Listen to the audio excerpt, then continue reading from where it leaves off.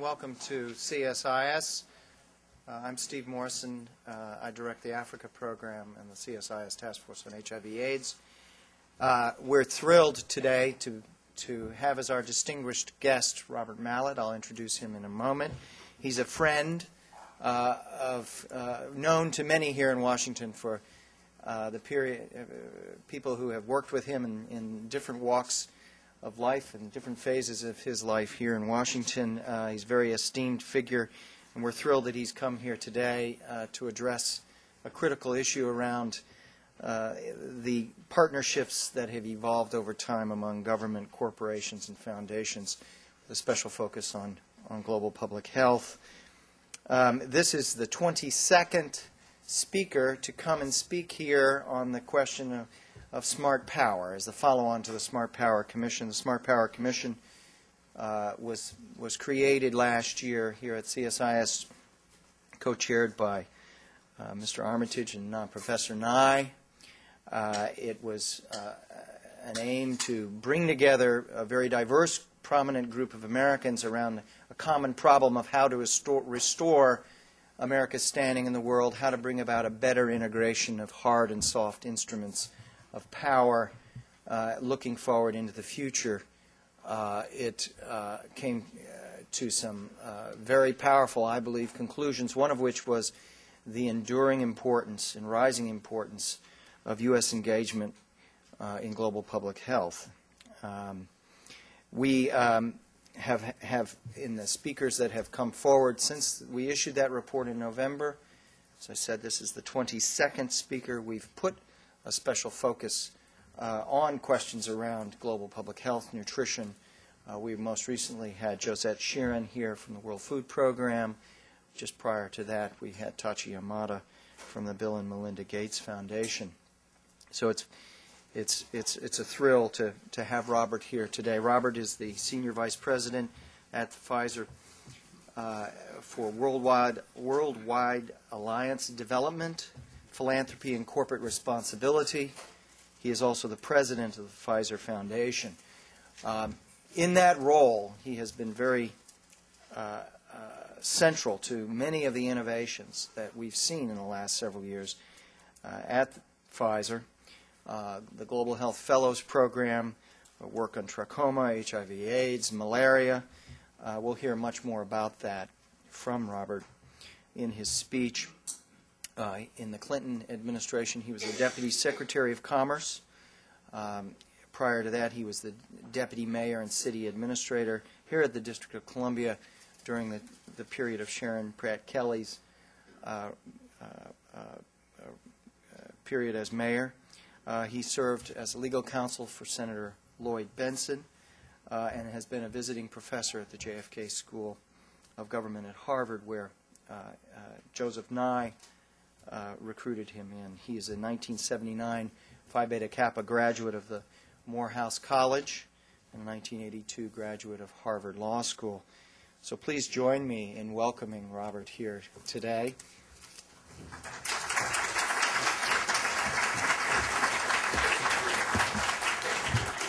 Thank you, Steve. Thank you very much, and good afternoon to all of you. Good afternoon to all of you.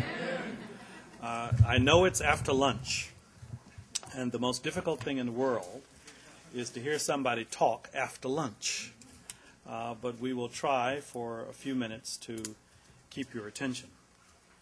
Thank you very much for inviting me to CSIS, and thank all of you for coming out to hear what I had to say and to engage in a bit of a dialogue after I'm finished speaking. This past Sunday, the New York Times Magazine ran a very interesting profile. I don't know if many of you may have seen it. It was of Ala al-Aswani, the hugely popular Egyptian novelist. I didn't know this, but he's also a dentist. Perhaps that may account for his ability to cause so much pain for the Mubarak government that he hates so much. But don't make a mistake. As critical as he is of his own government, al-Aswani is stingingly critical of the United States. He calls us the imperialists who foster pro-American dictatorships, and those things he hates. Now, on the other hand, if you read the article, LS1 is a pretty complex man. He has a nuanced view of the United States. Now, the reason for that nuanced view is that he actually lived in the United States. He said he was very lucky that he had the opportunity to study in America, to have American friends, girlfriends. He said, you must have an American experience to know how decent and kind-hearted the people are there. Now, I don't think it's in the cards for everyone who hates the United States to get a master's in dentistry from the University of Chicago, as he did. But today, as we gather to talk about how we can help reshape and ease the hostility much of the world feels towards the United States, and Aswani illustrates this point, both obvious and it's overlooked. Frankly, we are more than the policies of our government, whatever administration is in power. We are, as Aswani says, and I quote him now, the place where democracy as well as imperialism comes from. Now, how can we provide that insight to those who cannot come to our country to get a degree in dentistry from one of our premier institutions? To those who define us by arms and arrogance? To those whose contempt blinds them from seeing our compassion, as ours sometimes blinds us from seeing theirs? What power do we have that we might better use? That's, I think, people are calling soft power today. It is what Dean Nye describes as the ability to get what you want through attraction rather than coercion or payments. It is the impact, he says, of Franklin Roosevelt's 4 freedoms in Europe after World War II, of young people behind the Iron Curtain listening to American music, of liberated Afghans asking for a copy of the Bill of Rights. And I'll add another. It is also the impact of people in some of the poorest and most deprived places in the world who are no longer afraid that the world's leading cause of preventable blindness will prevent them from seeing their children, their grandchildren, their future.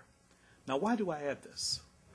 Because I believe, and the point I want to make to you today, is that we should be redefining what we mean by philanthropy. It means not just age-old grant-making, though that's just fine, because that leads to, it has very good intentions behind it. The new philanthropy means corporations and others working closely with governments, foundations, NGOs, to truly partner for sustainable and measurable impact. Now, I think I can illustrate this point with this example. The world's leading cause of preventable blindness is trachoma. It's an infectious disease caused by bacteria, carried by flies. It was actually one of the illnesses that immigration officials looked for when examining millions of people who came in from other shores to Ellis Island. They would literally take a button hook and pull your eyelid and look for redness and swelling. If you had it, they sent you back. Our last recorded case of trachoma in the United States was in 1956. Today, most of the people who live here have never heard of it. But tens of millions of people live in trachoma endemic areas around the world, and they suffer from active infection. So we partner, as a company, with an organization, the International Trachoma Initiative. It's the leading NGO to fight trachoma and to help meet WHO's 2020 goal of ridding the world of blind and trachoma by 2020.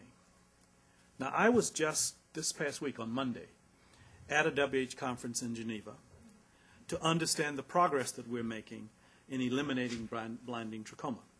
The goal is pretty ambitious to do this by 2020, and there are upwards of 84 million people in the world, and that estimate is being revised because of the efforts underway, but lots of people suffer from this disease.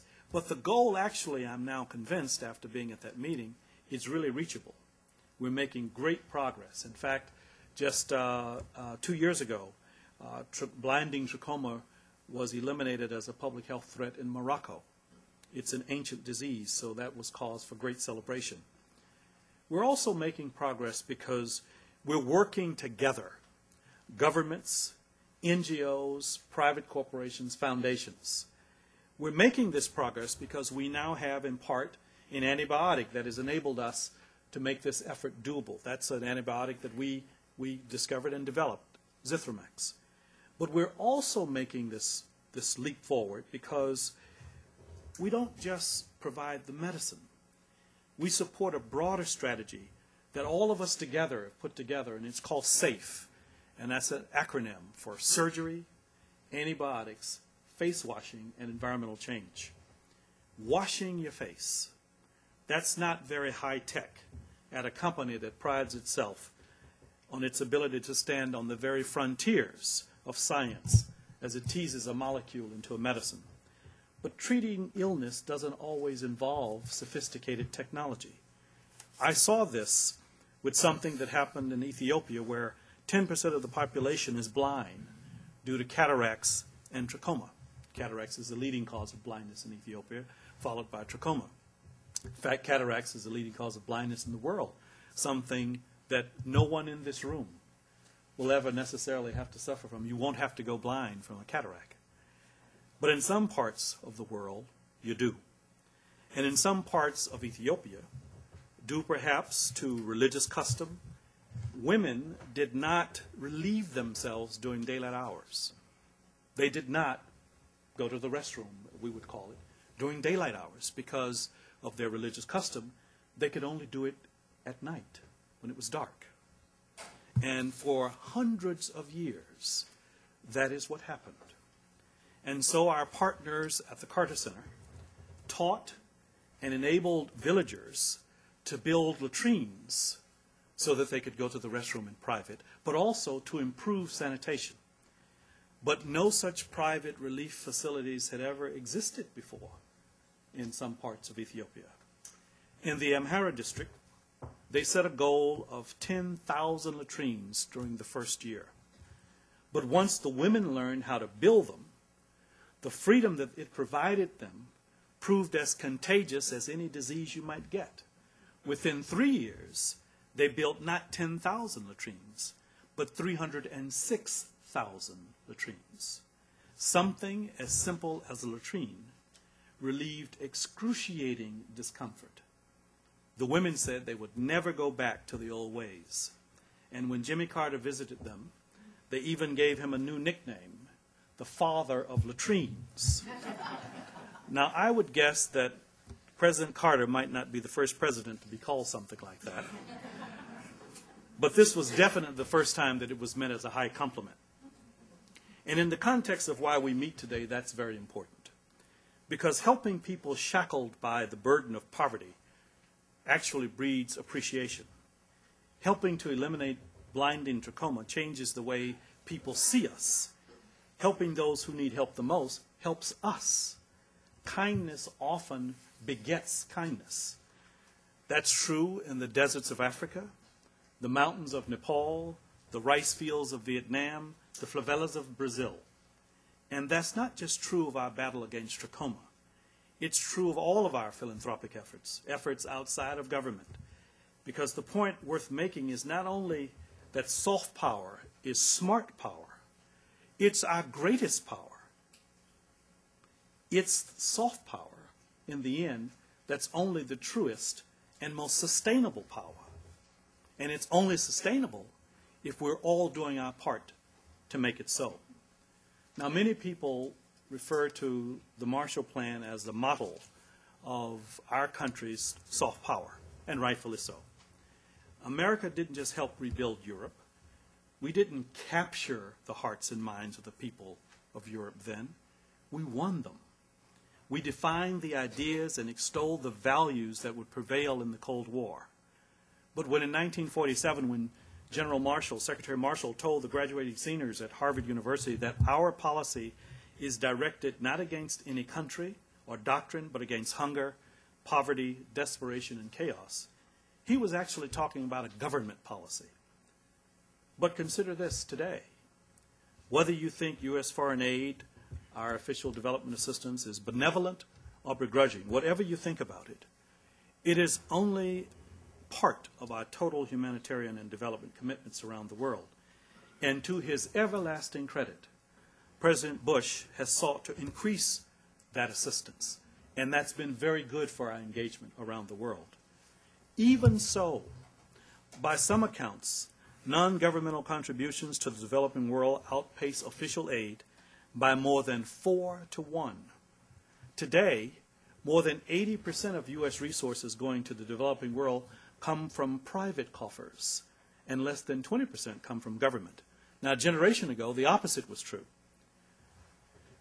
Now, I think it is not partisan to say this, that we can all now see the consequences of using our military forces to accomplish objectives that may have been better served through other means. And I don't come here today to share any opinions about the war in Iraq, except to note that in addition to the costs that we see, the billions that we spend, the thousands dead and injured, there are those costs that we can't see, but they are no less real. And this is where soft power really plays its part. People who hate our foreign policy don't express it only by joining guerrilla movements or protests or burning the symbol of our freedom. Sometimes they do something as simple as refuse to provide directions to a lost American traveler in their country. Or perhaps, quite consequentially, they display a pattern of turning down contract bids from American companies because that traveler and the company are America to them. And those subtle and sometimes not so subtle signs demonstrate great danger for us as a country. That's why, as a government, it is so necessary to twin hard power with soft. It serves as a leavening influence on the rougher edges of our engagement. And that's also why today, if we are to make change systemic and lasting, if we want to restore a nation's reputation, if we're to do this by embarking upon a Marshall Plan for our own time, it cannot only be through government. Regardless of what party is in power, regardless whether we're at a time of war or peace, philanthropy, the new philanthropy, must complement statecraft. More than that, it must and it can enhance statecraft. And there is no reason that it shouldn't. Philanthropy, after all, is not a dirty word. It is part of the American experience.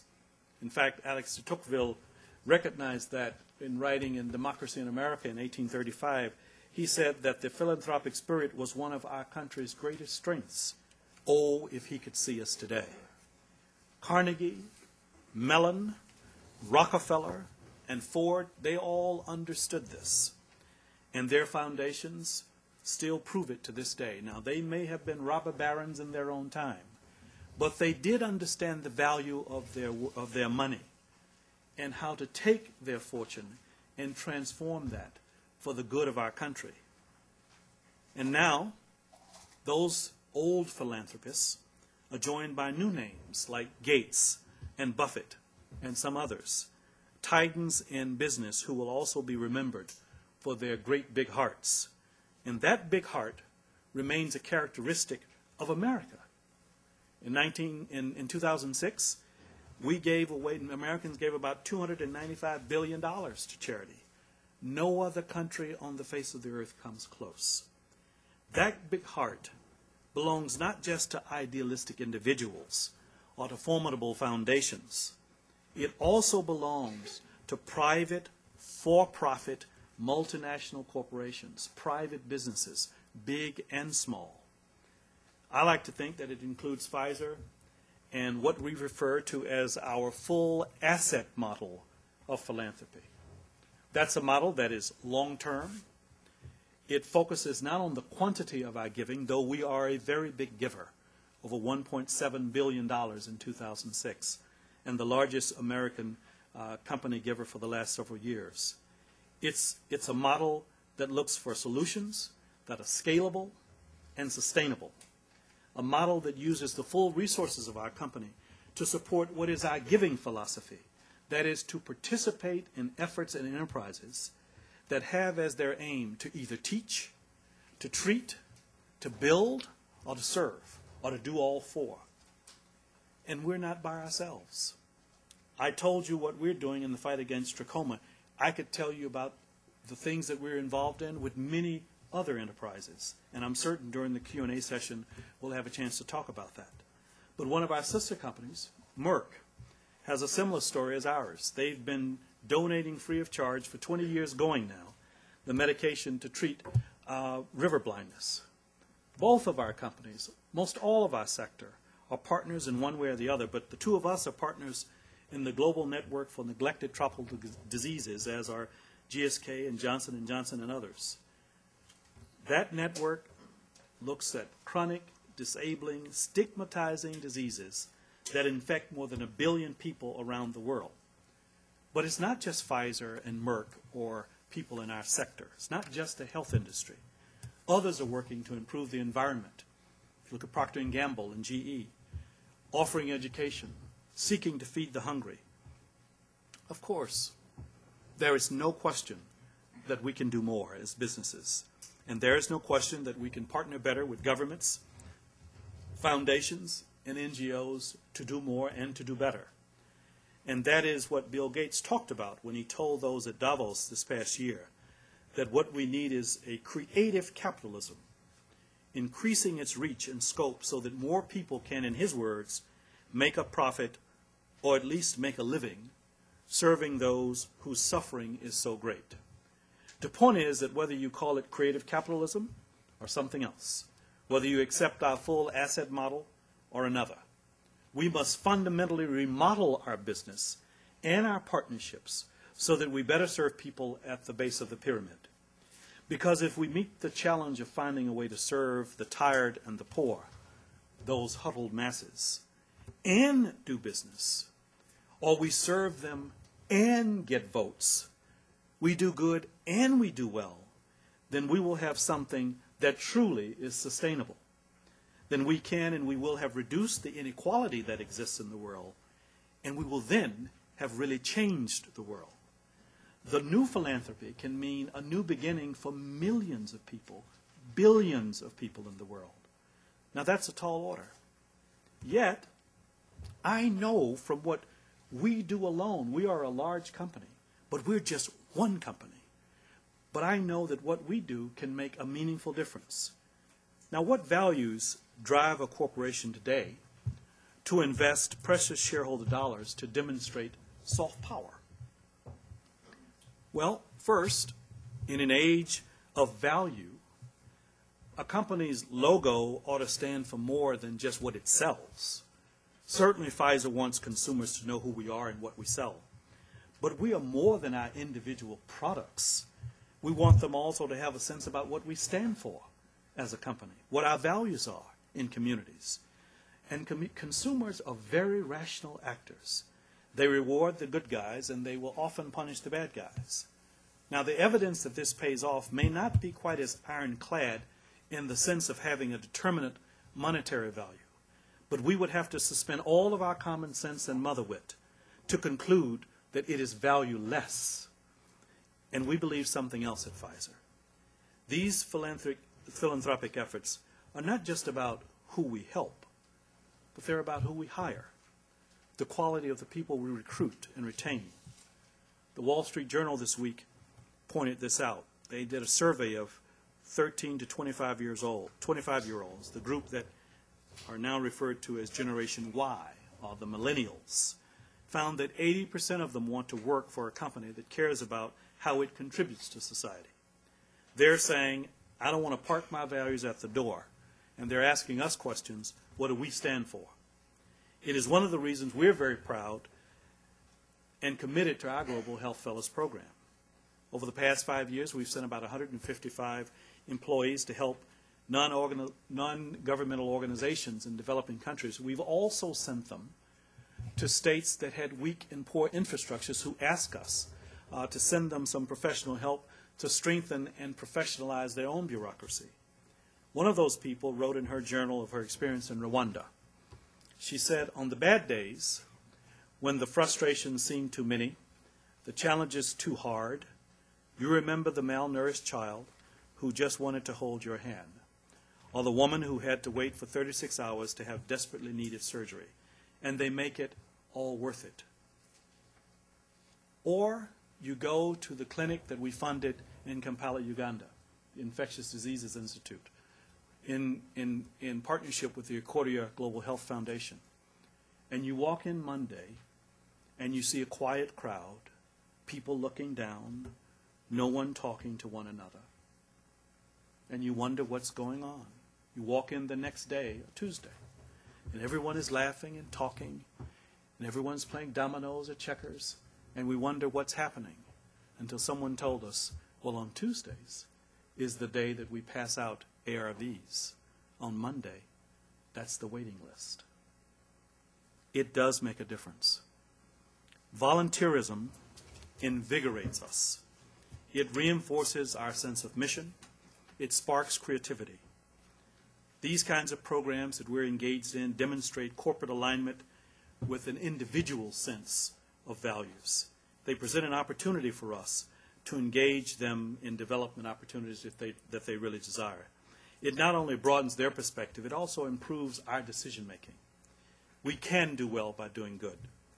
So corporate international volunteer programs, for example, represent a kind of emerging soft power. They're good for the volunteers they help, for the company, and for them. But of course, I'm giving this speech in Washington. Since when is it good enough just to have a good idea? One of my favorite stories is about 3 sons who left home, and each of them became wealthy, and they were so busy they didn't have time to visit their mother, but they sent her big, expensive presents. And they just couldn't understand why she didn't seem to appreciate them. So one day they all got together and they began to talk about it. Milton said, I couldn't make it for Thanksgiving, but I sent Mother a Mercedes. And she wrote back to me. She said, this is very nice, Milton, but I'm half blind. That car just sits in the garage. The second brother said, well, yeah, I didn't make it back either, but I bought Mother a new house. And she wrote, she said, that was a very nice thought, Marvin, but I can't walk very well, so I just sit in one room. And the third brother says, well, I got Mom a parrot. This is a parrot. I got her a parrot. He says, well, she's so religious. I got a parrot trained to recite every verse of the Bible. It took 20 years to train that parrot, and he can do it in 3 languages. She says, well, what did Mom say about that? She wrote, she said, Mason, you were always the most thoughtful son. You knew just what I like. That chicken was delicious. Now, the point of this story is to caution us that giving isn't enough. If you want to work for the greater good, you have to give the right thing to the right people in the right way. No one-size-fits-all model ever works. We can't just do the right thing. We have to do things right. And why do we have to do things right? Because 1 billion people around the world are living lives of anguish. Our government cannot help people to renew their lives by itself. But with partnerships, all of us working as partners, soft, smart, sustainable power, we have a fighting chance to help our government do that. After Warren Buffett made that historic announcement that he'd be giving the bulk of his fortune to philanthropic foundations, I heard a very interesting story. See, a few days after he had made the announcement, the recipient of $30 billion of that fortune, the Bill and Melinda Gates Foundation, received a letter. It was from a man who wanted to share with them how he told his daughter, Olivia, about the gift and how it might be used to help unfortunate children. Children who might get sick just because they didn't have the same kind of medicines that Olivia could get. Olivia listened to her father, and she said, I'd like to donate my life savings too. She was 7 years old. Her contribution was $35. I kind of like that story because it reminds me that America's soft power is not just the province of the wealthy, though that helps. It's not merely the province of a multinational corporation, though we are helping in substantial ways. It's not the province of any one nonprofit anywhere, and they do wonderful things. It's the province of every one of us. Public officials, corporate executives, artists, musicians, college students, even college students making an indelible mark on an Egyptian dentist who turned into a novelist. Even 7-year-olds can be infected with this disease. That's soft power. That's how we beat our swords into plowshares, how we will change the way the world sees us, how we will ensure that change is meaningful, systemic, and lasting.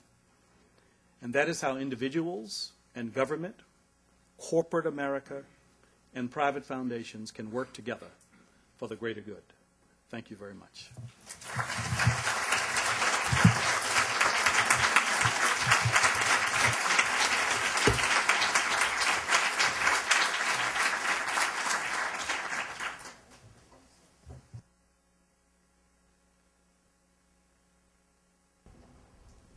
We're going to move into a more conversational style for the balance of our time here.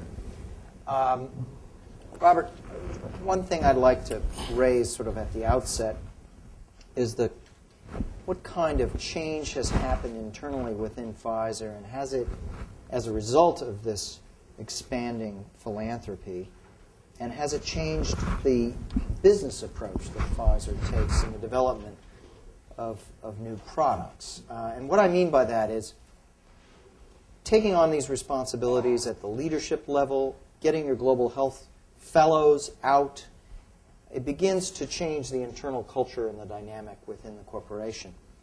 Historically, the large, powerful pharmaceutical companies have not been oriented much to the development of products for the poorest populations of the world, and that's been one of the great criticisms that one hears recurrently. And you mentioned that your involvement in the effort to develop new medicines for the neglected diseases and your involvement in that.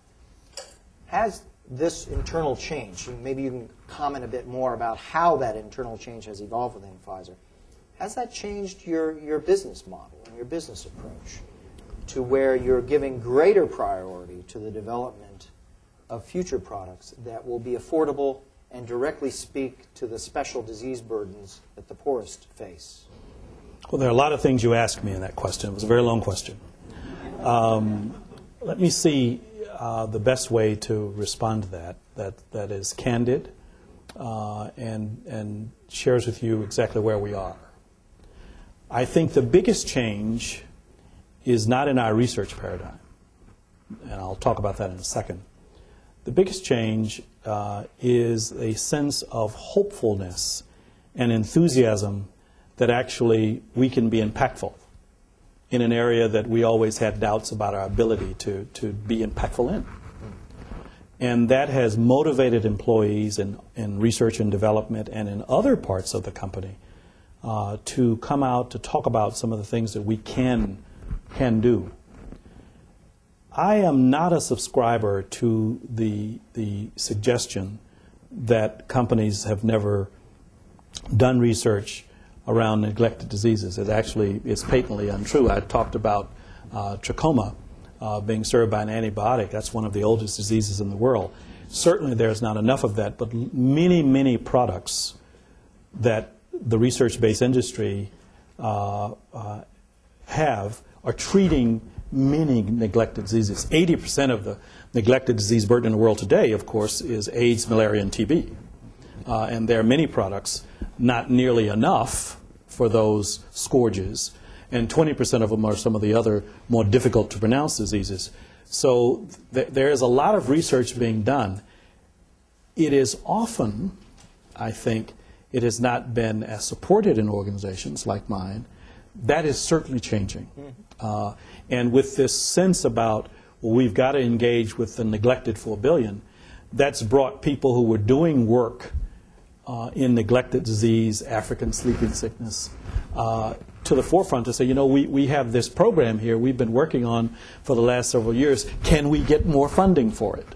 So you begin to get this energy in some parts of the organization that really would like to see us do more.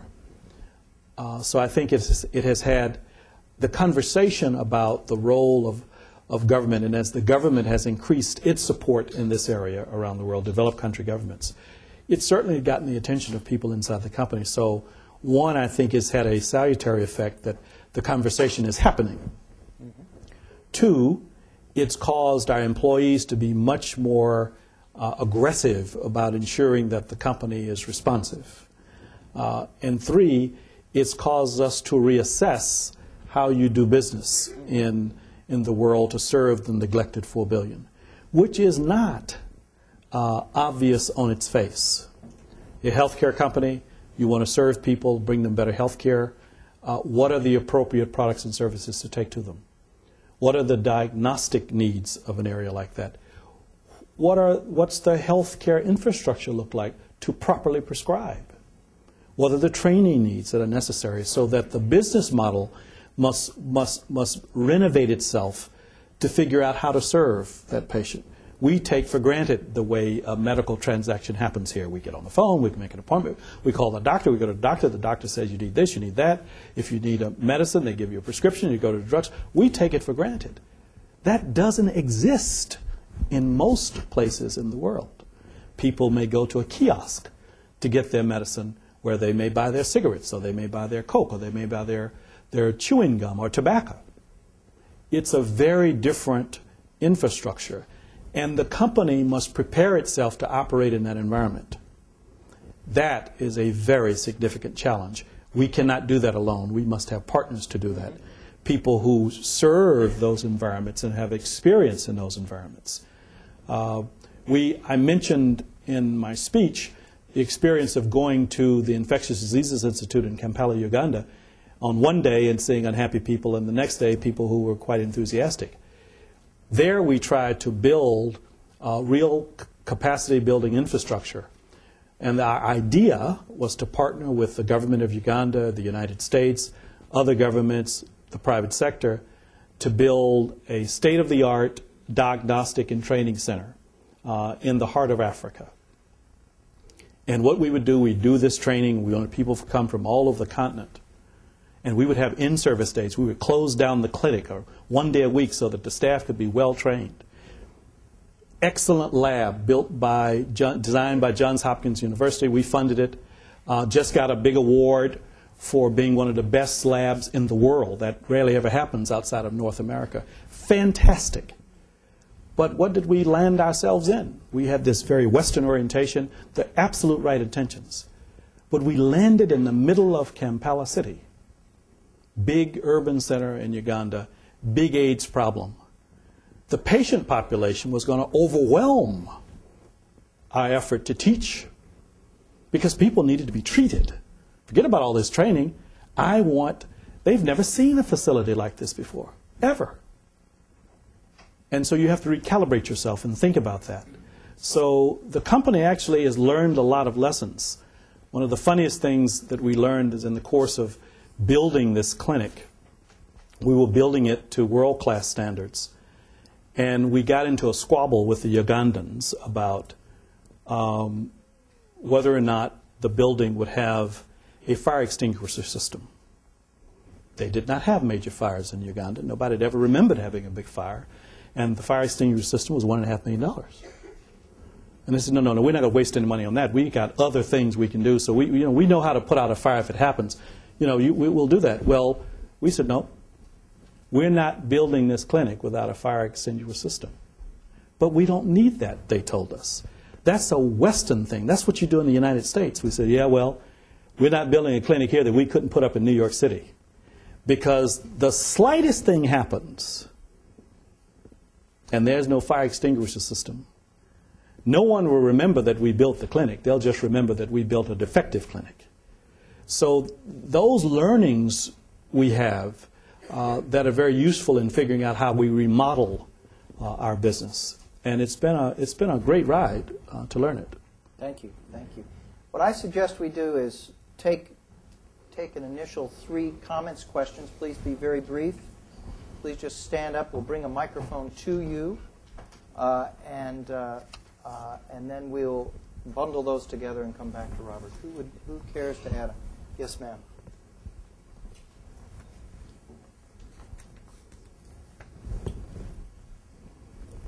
Hi, Suzanne Spalding. Clearly, Pfizer is engaged in some terrific work addressing very real and pressing health needs that are out there today that are urgent. I'm wondering, though, looking a little bit farther down the road, and we don't know how far down the road, at the possibility of a pandemic, for example, whether Pfizer is engaged in, involved in the planning for that, or whether Pfizer has, for example, even done an internal assessment of the resources that, in the event of a pandemic, Pfizer might have available to bring to bear, whether it's diagnostics or other things. Thank you. Yes, right here.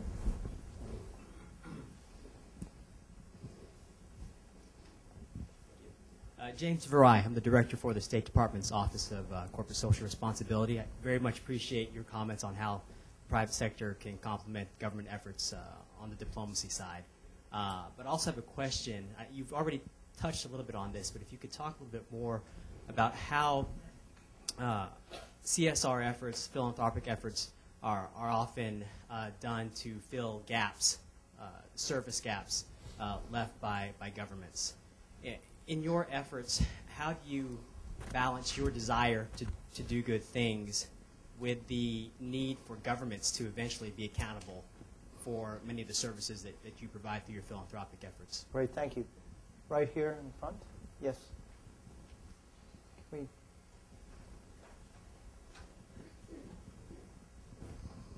And we'll come back to you. Sure. Yes. I'm Gabriella Rigg, also from the State Department.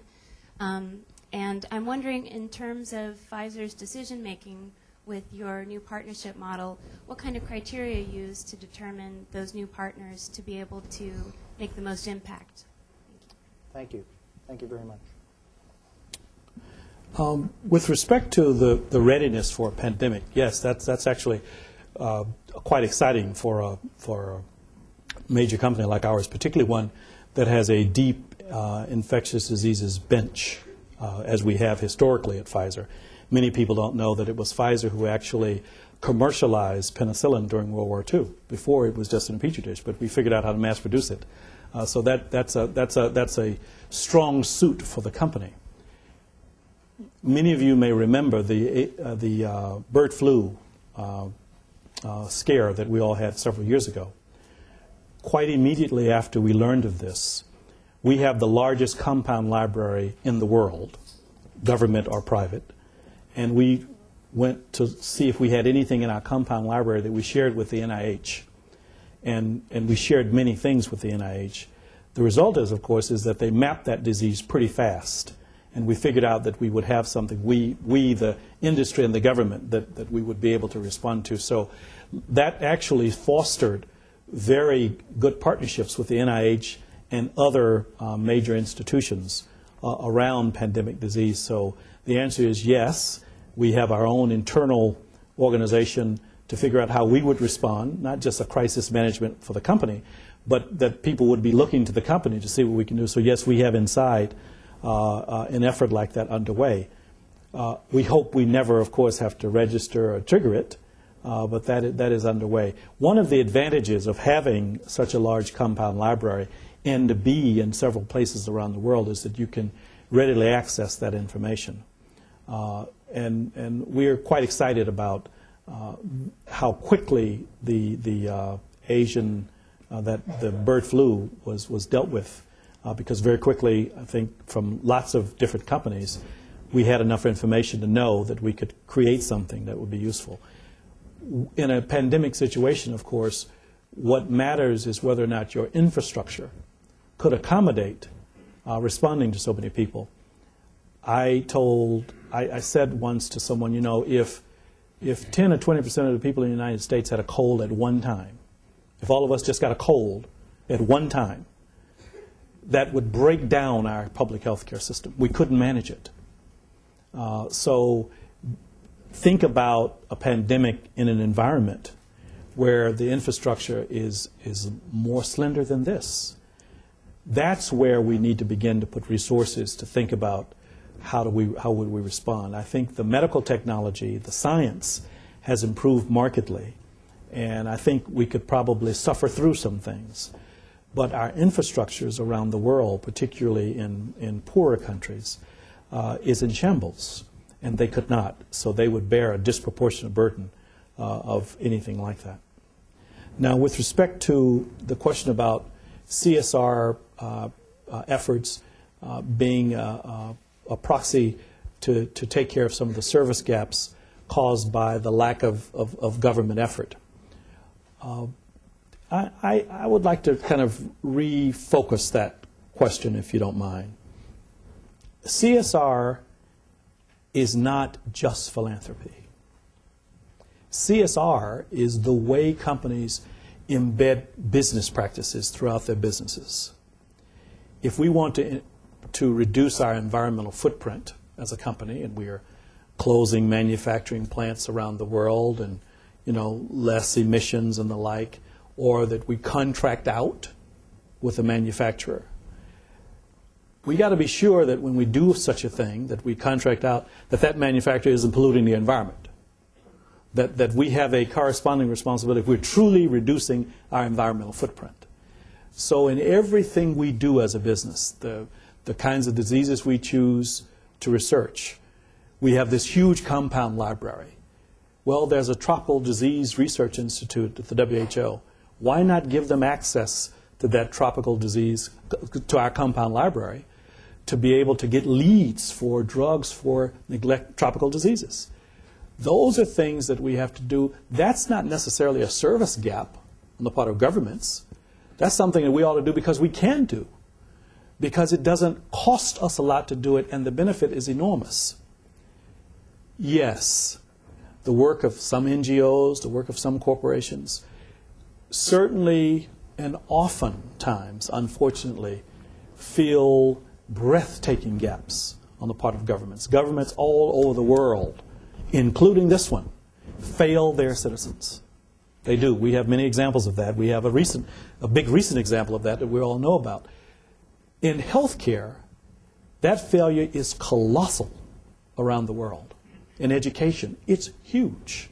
What we do in girls' education, the poor girls' education in some countries, cultural, but the retardation of half the world's population sometimes, those are big issues. Yes, those are tremendous gaps that often companies, foundations, and others seek to fill.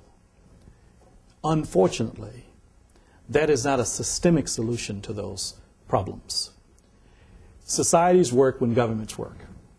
When economies evolve and change, when systems of capital work to help people develop their fullest potential. We are a contributor in that effort as a company. And we do lots of things we're very proud of. And we try not to do what we call one-offs. We try to do things that actually are going to really build capacity, and we want to be a catalytic funder that people will see. We've done something, it's proof of concept. Our Infectious Diseases Institute in Uganda, we had an idea. We wanted to take it to scale, but others have to take it to scale. We wanted to prove the concept so that others could take it to scale. Yes, I think that there are huge gaps left by governments. And even countries in the developing world, their investment in health or education or the environment is really less than what they have the capacity to do. They can do more. One of the great benefits we've seen in recent years is we'll cancel debt if you invest what you would have paid on debt service in education for children and girls especially, if you'll invest in your health care system, if you will be a better steward of your natural resources. Those are very positive things that I think that over time we may see some sustained results. It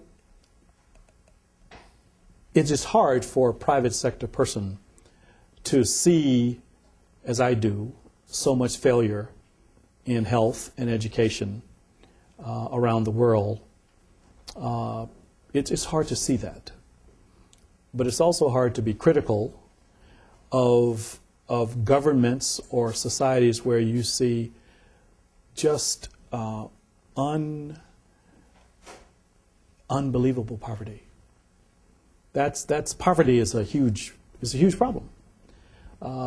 And you ask yourself, when you're investing a shareholder's dollars, whether or not that investment has the kind of return to your shareholder you want to have. All companies have to ask that question.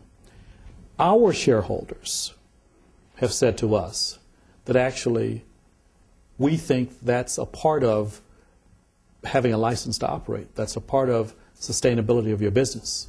So we have the license to do that inside the company. Now, we probably haven't done enough yet because we haven't reached their limit. But we continue to believe that what we do is fairly sustainable. The question about partnership criteria, how do we select and choose partners? That is a very good question. We are proud of the kinds of partnerships we have and the quality of the partners we have. We look for partners who bring to the table things that we don't have. We look for partners that have some experience in places we don't have experience.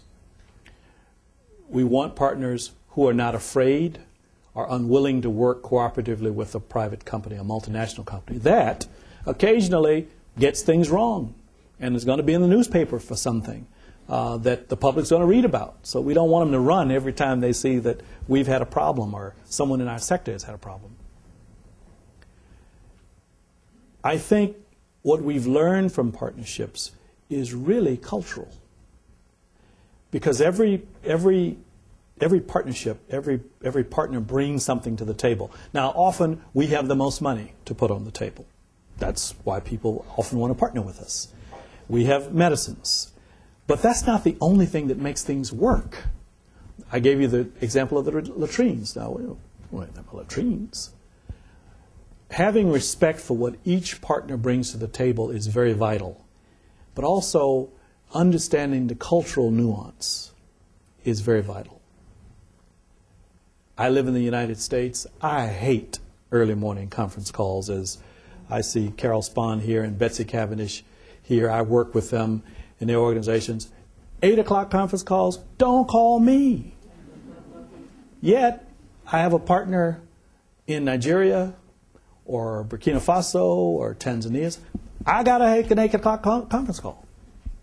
Or if I have a partner in China, I got to be on the phone at 11 o'clock at night. I don't want to be. But if you're going to have a strong partnership, it requires having some of those cultural sensitivities. Don't even talk about cultural sensitivities around gender issues becoming extremely important when you have, it's a very, very, very big deal. It's nothing for me to think about going to dinner on a Friday night.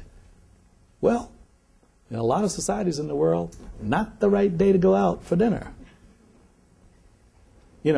I want to be home on Sundays or go to church on Sunday, whatever I do on Sunday. Well, that's a work day for some people. So those things can trip up a partnership.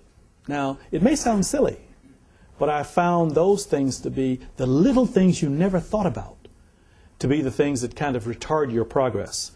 Once you sort of really think about those and move those forward, we are very excited. I keep mentioning the IDI because we learned so much doing that. When we built the IDI in Uganda, I told Steve this at lunch. We said we're going to do as much as we can use in Uganda, we're going to use. We're going to use Ugandan workers, we're going to use Ugandan or African products, whatever we can do. And we were all ready. Well, we got over there, we couldn't find steel-toed boots. We couldn't find hard hats. We had to buy those and bring them over. But once we did, we introduced the learning to them. I told you about the issue about the air conditioning. Well, they'd never had anyone on a project keeping health and safety records at a construction project. we were able to introduce that learning to them. And the construction company that built the IDI then got a contract because it had been with a partner with world-class standards, got a contract, and its first big contract, to build the High Commission for the UK in Uganda. We're very proud of that, and that being culturally sensitive enough to know what we had to bring to the table. And they brought other things to the table for us. Thank you. Let's take another round in the back. Yes, please. And then come to you. And Sam. Hi, Holly Wise with the Corporate Social Responsibility Initiative at Harvard University. I lived for 4 years in Uganda, so thank you for the IDI. It was a significant contribution to the health system there. Can you just speak up a bit, please? Sure. I wanted to ask about drugs and vaccines, and what's been the evolution since you've been on seat in terms of the company thinking and how you take the decisions about product donation, about subsidies, about full cost provision in various overseas settings. How, what's that dynamic, and what does the conversation look like right now inside the company? Thank you. Sam? Sam Samuel Adeni Jones, HHS. I'm still trying to understand what your guiding principle in choosing what you do for, take a country. And when you look at trachoma, where you're going for perhaps elimination of disease, then you look at the IDI. I mean, I know everybody praises the IDI, but one of the questions asked at the beginning of the IDI was, why build a Cadillac when you could build one Cadillac when you could build 100 Volkswagen? So I'd like to know what's the strategic guiding principle you use in deciding what to do. And a follow-up question is public-private partnership. To be nice, most of us in the government sector talk about public-private partnership, but they're not easy to establish with the private sector. From the private sector's point of view, how do you see, what are the principles that should guide, working with government? We have big things like PMI, PEPFAR. Thank you. Right here, sir. Right behind you. Thank you. Paolo von Schirach report. My question is about scalability. I think you alluded to that in your presentation, and it seems to me probably the biggest challenge. Everybody likes the idea of seeing these new alliances, the private sector getting involved in development issues, and this is all well and good. And there is, however, as you know, a proliferation, hundreds, thousands of NGOs, and everybody doing something or another. And effectiveness is in scale. And I think this is the biggest challenge at every level, whether it's a government assistance or private sector involved. Just a small example, and I don't know how this is going to go forward. Just read recently that General Electric has entered a compact with the Millennium Challenge Corporation, which has a large brief and a portfolio of countries to see in what way their activities in infrastructure development, sanitation, water, whatever, can be impactful in the planning and activities of the MCC around the world. Now, of course, we shall see how that, if and how that works. But in what way is your company concerned about reaching scale and therefore impact? I'm going to reverse the order of the questions. I want to try to answer this one first, and I think it actually relates to the second one. Scalability is probably, apart from skill shortages, your biggest challenge, what we've found. I mean, when we invested in the IDI, our hope was we would be a catalytic contributor, and this would take off like wildfire. What we discovered is that governments, when we went to the governments and said, we have this wonderful thing here, you should invest in it, it's going to be world class, it's going to be, they said, well, why do you need me? You got deep pockets, you got Pfizer. So what we thought would be an incentive for people to rally around turned out to be a barrier initially. And that's the lack of sophistication today on the part of governments and some funders. I think they've grown a lot. We had trouble getting PEPFAR money for AIDS patients at this clinic because everyone says, well, you're associated with Pfizer, and Pfizer has big pockets. Well, we can't do another one of these if we are saddled with forever owning it. We'll never be able to reach scalability if the thing we have to do is fund something that we thought once you saw it could operate, that if you attract other funders. Now, luckily, that's happening today.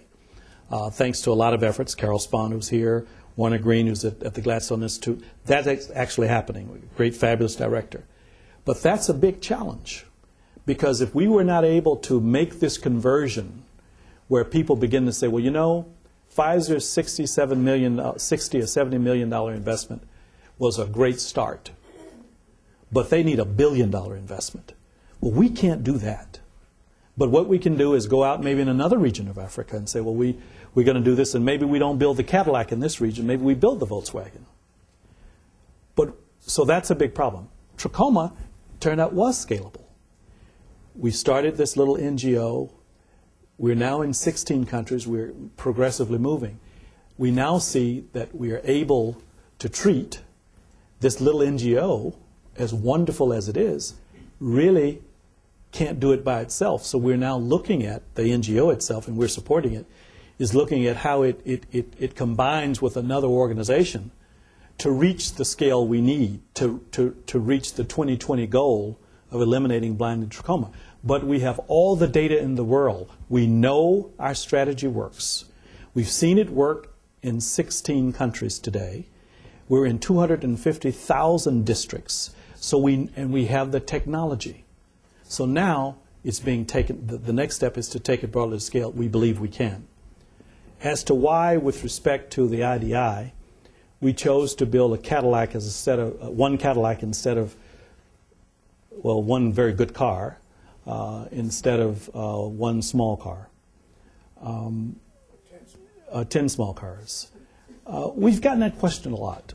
And we ourselves have doubted whether or not it was conceived properly. We now know we conceived it properly, and here's why. To defeat the scourge, we must have proper training of not just doctors and nurses and other kinds of clinicians, but home health care workers.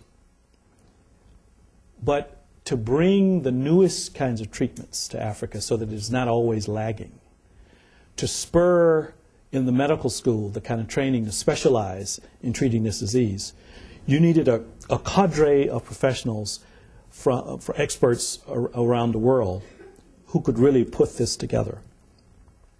Nowhere on the continent is there that kind of center of excellence, except in Uganda today. It would be an abomination if the only major hospital center in Washington, D.C. was the Washington Hospital Center. We got Georgetown, we have Howard, we have Greater Southeast. In Maryland, we have others. In Virginia, we have Inova. We have lots of them. Well, we believed that what Africa was lacking was a place where research could be conducted, where people could come and have a world-class lab with patients who lived in those regions. We believe that actually there's a value and benefit to having this, you call it a Cadillac, but we call it a center of excellence. That, you know, let someone else do the small clinic somewhere that just treats or teaches about prevention. That wasn't Pfizer's something to do. Our something to do, because we had the wherewithal to do it, was to build a world-class entity so that medical professionals in Africa could see what one looked like. We laughed when we built the IDI because the School of Architecture at Makerere University had not seen a building built on that campus in 35 years.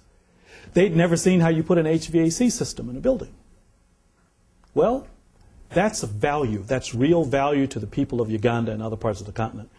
27 countries have sent healthcare workers to the IDI for training. over 40% of the required healthcare workers in Uganda have been trained at the IDI. You couldn't do that with 10 little Volkswagens. We built the capacity. Now we're now bursting at the seams, but the concept was we want to be a center of excellence. We want to serve the continent, not just Uganda or the region. And we are beginning to accomplish that because now governments now see we're now getting PEPFAR money for the patients there, so that's something we don't have to fund. We can fund that lab. We can fund more research, scholarly research. We have doubted sometimes whether the model was right, but I think we're satisfied that it was. Now, there was a question that I got asked essentially about our business model around donations or pricing and how we've changed and evolved. I think that was the import of your question. A very timely question. I think in the last 8 years or so, which happily or unhappily coincides about the time I arrived at Pfizer. I've been there 7 years now. We've seen a wholesale change in both how the public demands a response from us as a healthcare company, being a major producer of medicines. But we've also seen how we've changed in how we responded. As I alluded earlier, serving the neglected 4 billion is a challenge in and of itself. We are now thinking about ways to do that we've never thought about before. I use an example. The 70% of the drug business in South Africa is state tender, where you bid on contract. That's not something we've ever done. We don't do that. We've done 1 or 2 jurisdictions, but that's not what we know how to do. Well, we're thinking about institutional buying. We're thinking about participating in tenders. We're thinking about creating a basket of products as opposed to trying to price a product individually, pricing a basket of products and services. Because what we now know is it's not just medicines we want to bring to people. We want to bring them better health care. And what they lack in these environments are the capacities to have better health care. So we have to bring some services. We're looking at exploring the idea with partners around some microinsurance systems. I don't know how far we'll get, but the company has done an about-face about all of those things, and all of those things are on the table. Trying to talk to governments that forbid a rebate system or forbid different price points within markets on the medicine, trying to talk to them about, you got to change your law. For me to help you, you got to help me. We can't sell to people whose income is $100,000 a year or more the same thing we should be selling to people in Burkina Faso whose income is $300 a year. That model can't work. It can't work. So the company is actually trying to convince its partners, okay, we hear you. We know this hasn't worked as well. It's brought great things to bear, but we now know we have to remodel the model. And that is a very active and fertile conversation going on at Pfizer and loads of companies today. One of the things we talked about at lunch, what sometimes I think my friends in the NGO community don't understand is that they have won. And they don't know how to accept the yes. Because my grandmother used to say, you attract more bees with honey than you do with vinegar. I think companies are looking for competent partners, willing partners to help show us how to get this right. And sometimes the rhetoric around pharmaceutical pricing and things like that, you could see it in the U.S. election today, even in the U.S., it kind of gets out of hand, where it becomes a kind of theology. It's beyond politics. It's theology. Well, I don't think solving problems is theological. They're practical. And what we most need and what we most look for in partners is people who can help us figure out how to solve problems. People who will let us show them how we solve the problem and show us how to solve a problem. So I think that the conversation inside the organization today is radically different than what it was a decade ago. Radically different. And that is because we have been urged on by people who have opposed us. We have learned from our critics. We have listened to what they've had to say. And colleagues inside companies, companies are just people who make them up. Colleagues are telling us we've got to do it differently. When we go to recruit for new talent, they're telling us, I'll only come if you've figured out global access.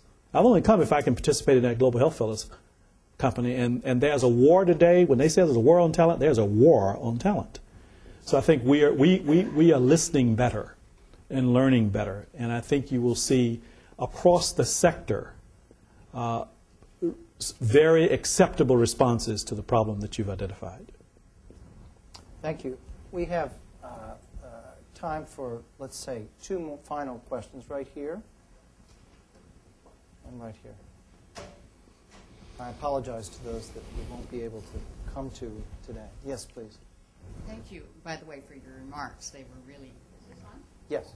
I'm Diana Lady Dugan. I'm chairman of Cyber Century Forum, but also an occasional pontificator at CSIS. I wanted to go back to linking together a couple of things that you talked about, scalability and the neglected $4 billion. Setting aside the issue, and I think a lot of us appreciate the importance of having a center of excellence, improving a center of excellence, where it wouldn't otherwise be acknowledged even by the people there or their neighbors or developed countries. But I haven't heard you mention anything about utilizing, and I hate to sound trite because we're not talking about digital divides. Right now, the developing world are the fastest growing mobile phone markets in the world. And I think you would obviously know from your travels in Africa that they have been using them much more creatively than we have for a long time. And when you talk about scalability and the neglected $4 billion, and now over 80% of the population of the world is within reach of a mobile phone signal.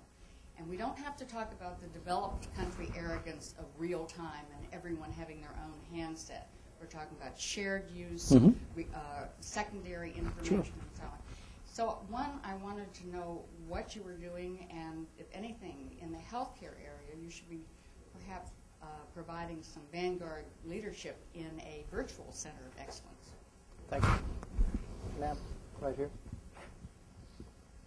And we'll come back. Hi, Nancy Kiger with AfriCare, and I was actually in Kampala 2 weeks ago and at Macquarie Hospital, and I'll bet it was 35 years before the last building was built. Thank you for your efforts there. I just wondered, are you thinking about replicability for that somewhere else and increasing the training and getting more people out into the continent? It's an impressive task you've got before you. Well, that's another one. Let's just take those two. Okay. Well, that's a decision of the Corporat Global Health Foundation and the IDI as to whether or not they expand. I do know they have a new campaign, the Corporat Global Healthcare Foundation, now to raise money.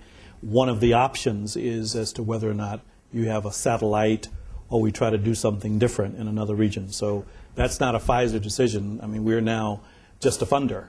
We don't drive their decision making, and they're sort of unleashed and they're on their own and they're moving forward. So we certainly would like to see this replicated elsewhere, but that's not our decision to make.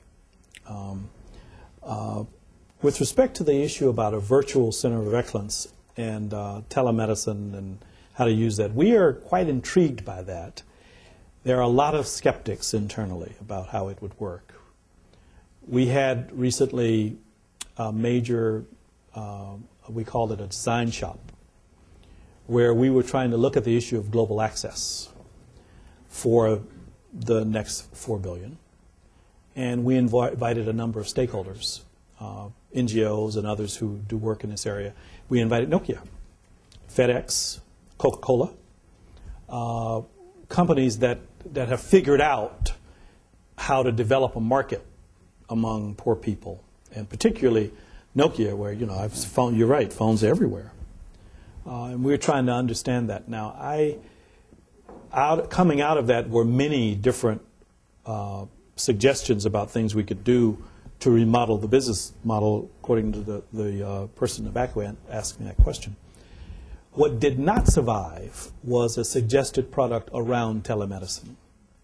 We thought it was probably a little too much of a leap for us today, for us to do it, that it should be demonstrated by someone else.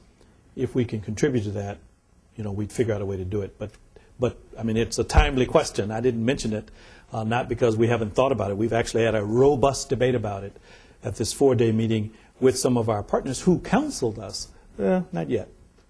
Now, that doesn't mean that it can't happen somewhere else. Someone else can do it, and then we could take some learnings from that. But that is not something that we've done. Now, what I do know is at the IDI, people have approached the IDI about a way to do some virtual training.